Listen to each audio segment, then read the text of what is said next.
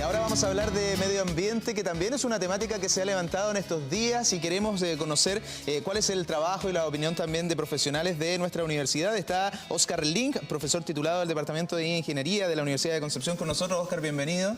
Gracias, hola, ¿cómo están? Muy bien, muchas gracias. Y también Gonzalo Montalva, profesor asociado y director del Departamento de Ingeniería Civil de la Universidad de Concepción. Bienvenido, Gonzalo. Hola, hola. Bueno, tenemos una interesante publicación que está relacionada con un análisis sociohidrológico de la coevolución del río Biobío y el área metropolitana del Gran Concepción. Puede sonar un título bien, cierto, como difícil de entender, pero tiene directa importancia con todo lo que está pasando y con cómo nosotros como sociedad también nos hemos comportado en torno a nuestro principal caudal, ¿cierto? El río Biobío, además que le da nombre a esta región. Generalmente se dice que le hemos dado la espalda por mucho tiempo, pero hoy hay estudios muy interesantes como este que están realizando en colaboración con la Universidad Politécnica de Valencia, ¿cierto? Coméntenos un poquito de esto.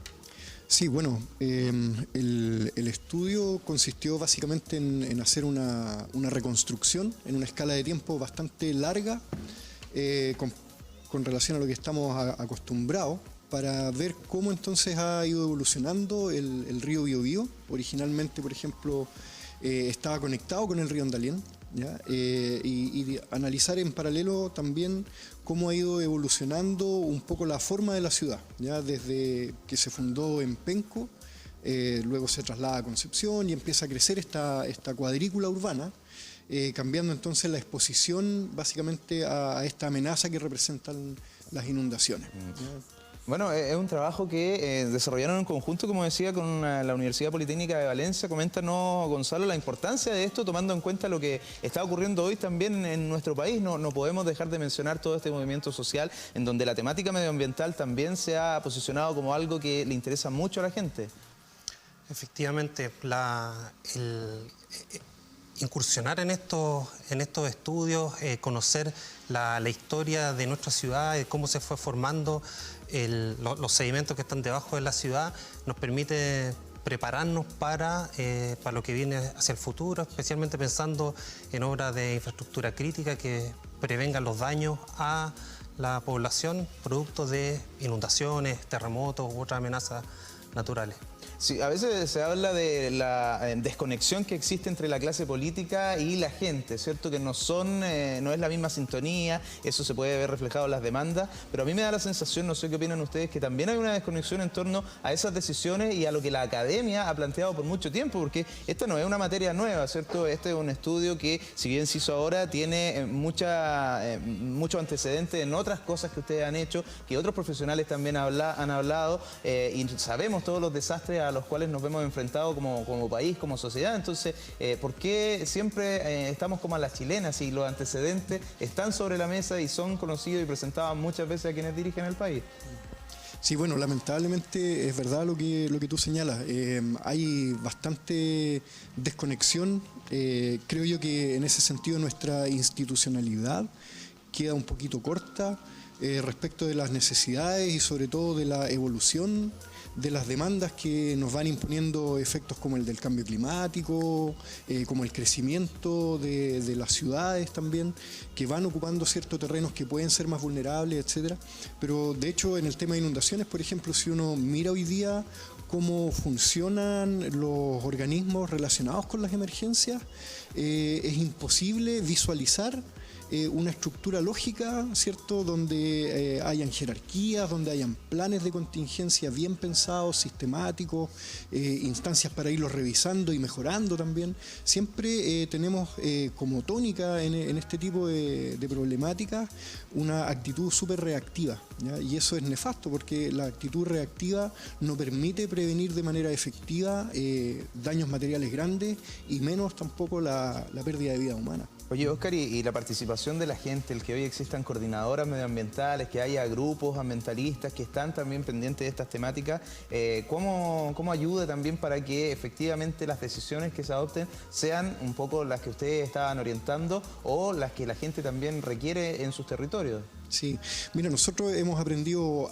hartas cosas en términos, por ejemplo, de medidas adaptativas, actitudes más resilientes de la misma gente, ¿ya? Y en ese sentido nosotros vemos harta desconexión, pero también harta acción en paralelo, desconectada entre lo que hacen los organismos públicos y lo que hacen las comunidades organizadas por su propia cuenta. En ese sentido, yo creo que es importante destacar en muchos casos el rol que tienen los bomberos, ¿ya? Especialmente en comunidades más chicas. Los bomberos son como un pilar que apoya mucho la organización a nivel de la población y les permite reaccionar de manera más correcta, claro, más apropiada. Sí. Muy interesante y muy destacable la labor de bomberos. La semana pasada conversamos acá también con algunos voluntarios a propósito de todas las emergencias que hemos tenido.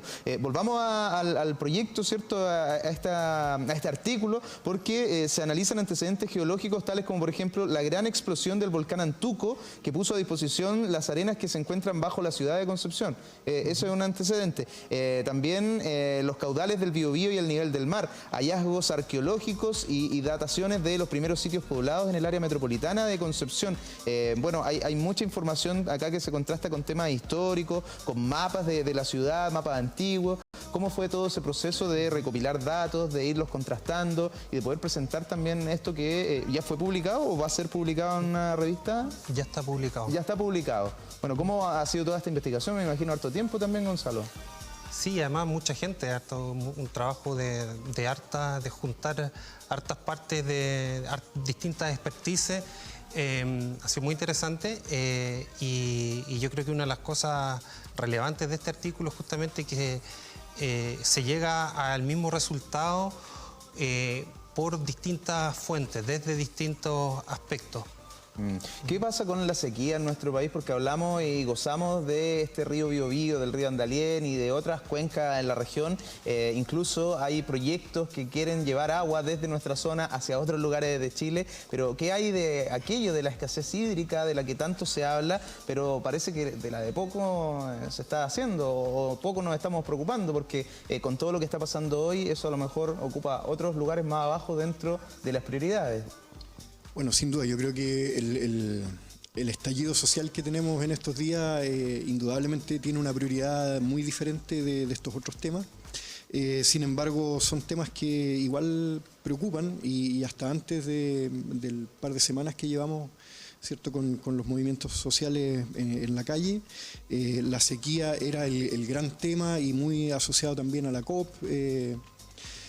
Y tiene que ver con cambio climático, por supuesto, pero en particular se trata en este caso de una sequía muy prolongada, lleva más de 10 años en la zona central de Chile y está teniendo efectos que eran totalmente inesperados, con muertes de animales en la zona más cercana a Santiago, con una escasez de agua que ya no está permitiendo planificar la temporada de riego y por lo tanto se va a ver muy afectada también la agricultura. Y lo más dramático, sobre todo en nuestra región, tiene que ver con que muchas comunidades ya no tienen agua ni potable ni en soluciones particulares como pozos o punteras y están teniendo que ser abastecidos de agua potable con camiones aljibe. Ya no estamos hablando de comunas que están en la punta del cerro, como se dice coloquialmente, o digamos en la zona cordillerana, o que están a kilómetros de distancia de la urbe. Estamos hablando, por ejemplo, aquí de Florida, estamos hablando de Hualqui, o sea, estamos en una situación bien compleja en ese sentido. Para apoyar lo que decías, 10.000 animales han muerto entre las regiones de Coquimbo y Maule, siendo Valparaíso la más afectada, donde un 30% de los animales son vacunos. De los muertos, ¿cierto? 70 cabras y ovejas. Se estima que 50.000 animales se han visto afectados además por la sequía. Bueno, Chile fue catalogado dentro de los 18 países con mayor riesgo de sufrir estrés hídrico. A nivel mundial, eso, para el año 2015 Chile ocupaba el lugar 24 y hoy Chile es el primer país latinoamericano en ocupar ese lugar. Con estas cifras alarmantes, ¿cierto? Porque hablábamos hace un rato con psicólogos, ellos nos comentaban cifras alarmantes de su rubro. Aquí también tenemos cifras alarmantes de ni siquiera un rubro que les pertenece, con todo respeto, a ustedes, ¿cierto? Que a todos nos debe preocupar porque el medio ambiente es uno solo, el aire que respiramos es uno solo, o sea, nos movemos aquí con límites y fronteras, pero finalmente este es el planeta que tenemos y no tenemos otro, Gonzalo. Cuidarlo, efectivamente. Yo quería decir algo a propósito de eso y de la reacción de las autoridades. Yo creo que hay cosas mixtas, digamos, en el sentido que por un lado es cierto que se nota una cierta desconexión, pero que yo atribuiría en parte, digamos, a que muchos de estos fenómenos son de largo plazo y como decía Óscar, la institucionalidad, digamos, está principalmente centrada en periodos mucho más cortos.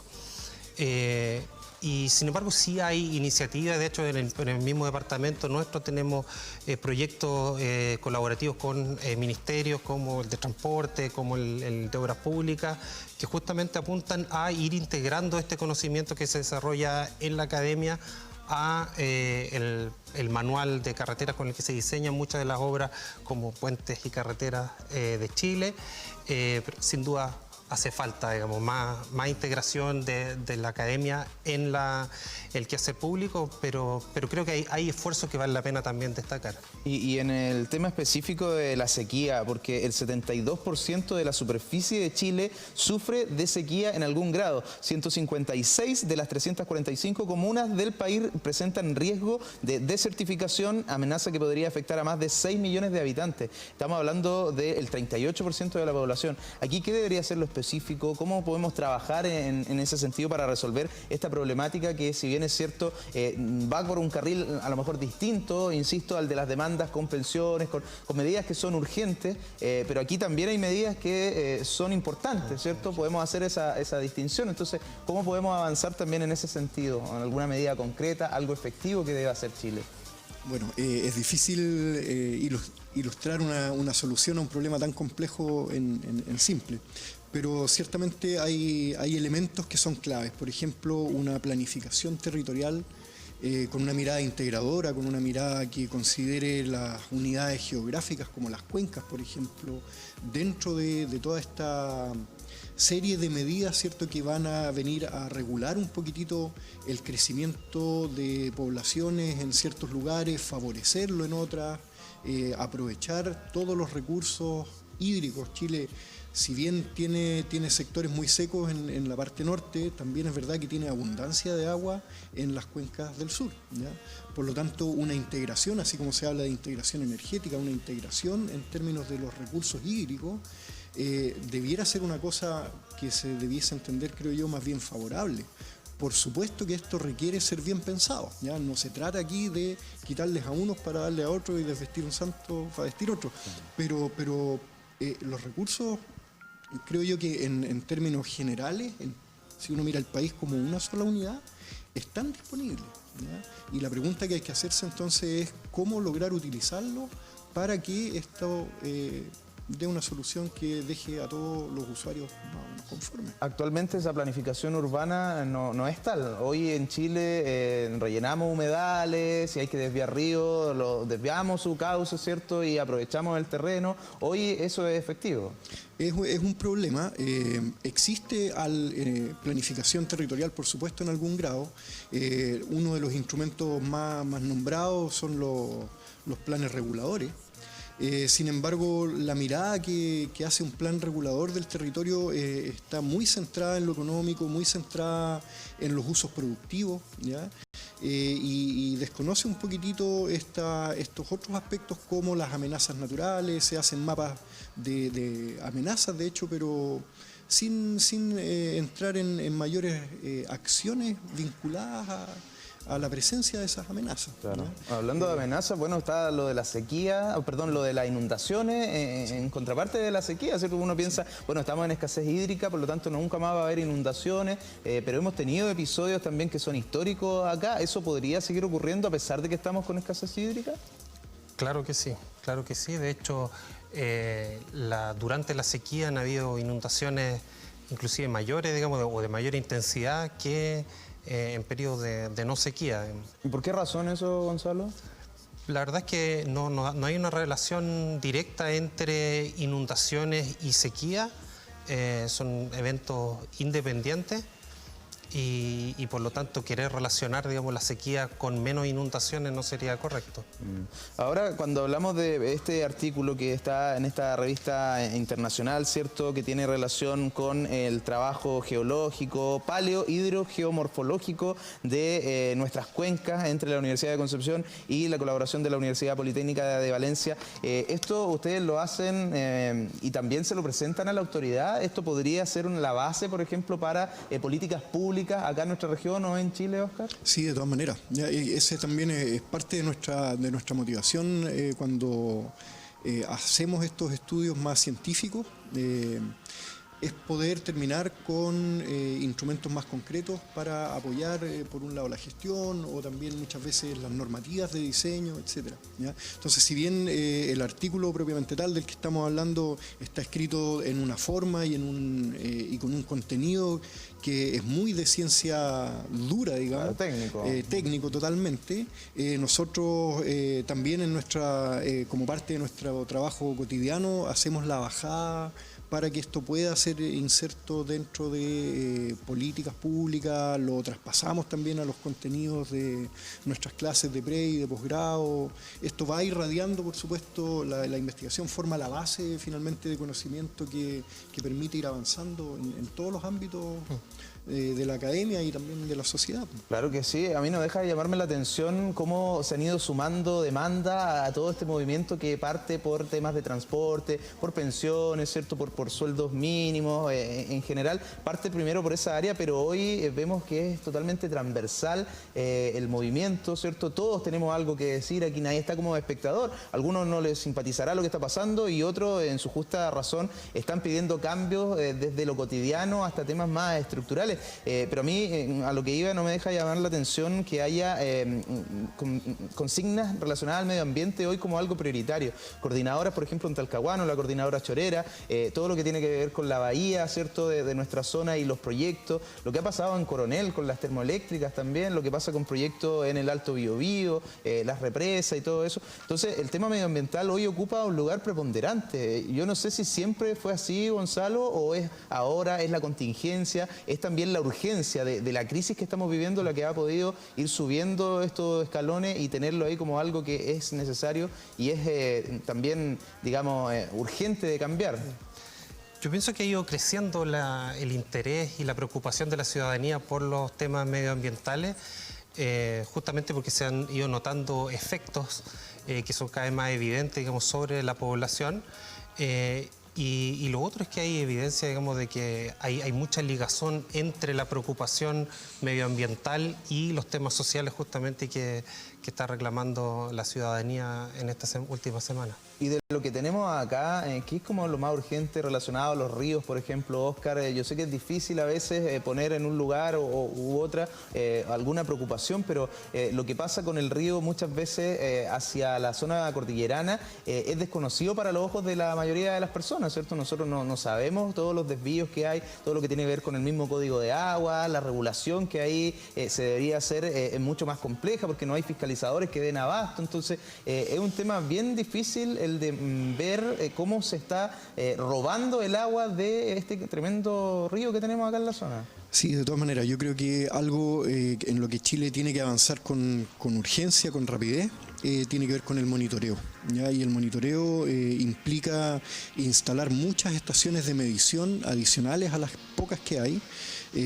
Tenemos más o menos del orden de 100 veces menos ya de lo que tienen otros países que están en posiciones similares en la OCDE, y eso hace entonces que sepamos muy poco acerca de qué recurso hídrico tenemos, cuánta agua hay, dónde está almacenada, con qué calidad, ¿ya?, qué temporalidad tienen su disponibilidad también, ¿ya? Claro que sí. Entonces, mientras no sepamos bien qué es lo que hay, es muy difícil poder usarla, aprovecharla y destinarla a las distintas necesidades que se tienen, ¿ya? Mira, tenemos una lámina, esto es del proyecto, ¿cierto? Sí. No sé si la podemos analizar ahí porque aparece, bueno, en nuestra zona la bahía de Concepción, la bahía de San Vicente, el Golfo de Arauco, y ahí está el río Biobío. ¿Qué es lo que nos quieren decir esta imagen? A ver. Claro, lo que tenemos es 4 veces una figura similar. Los numeritos arriba indican 6.000 años antes del presente, eso es BP, 4.000 años antes del presente, 2000 y 2006 después de Cristo, del año Domini, que fue cuando ocurrió la última gran crecida, que fue una crecida centenaria acá en la ciudad. O sea, eso hace 13 años la imagen de la parte inferior derecha, ¿cierto? Exacto. Del 2006. Ya, y esa crecida tiene múltiples factores, me imagino, de por qué se dio. Básicamente hay un factor que controló que se produjera esa gran crecida, y eso fue la temperatura ambiente. ¿Ya? La temperatura ambiente que ocurrió esos días fue un poquito más alta que lo normal, y por lo tanto este gran embudo que es la cuenca que conduce el agua al río creció, ¿ya? Porque en las zonas altas de la cuenca, donde habitualmente caía nieve, en esos días de lluvia cayó agua, ¿ya? Y el agua, por supuesto, escurre mucho más rápido que la nieve, cae al río, claro. Y entonces los caudales fueron mayores. Mira, o sea, claro, la nieve finalmente iba también a producir aquello, un aumento, me imagino, pero hay un ciclo, hay un proceso mucho más lento, ordenado, si tú quieres. Exacto. Entonces, como cayó en forma líquida, produjo que haya mayor nivel. Así es, de hecho, la lluvia que causó estas grandes inundaciones extraordinarias no fue una lluvia demasiado grande, ¿ya? Fue una lluvia que en promedio ocurre cada 5 años más o menos. Y esa es la inundación del año 2006. Es lo que tiene que ver con Nonguén también, en donde el río Andalien, claro, ¿cierto?, se desbordó. Eso fue algo bien problemático hasta el día de hoy. Bueno, supimos que hace poco incluso estaba el tema de las indemnizaciones por parte del Estado. Fue algo de largo aliento y donde mucha gente sufrió, pero ¿no estaba esa información en ese entonces? ¿Eso sirvió ahora para también tomarlo como referente?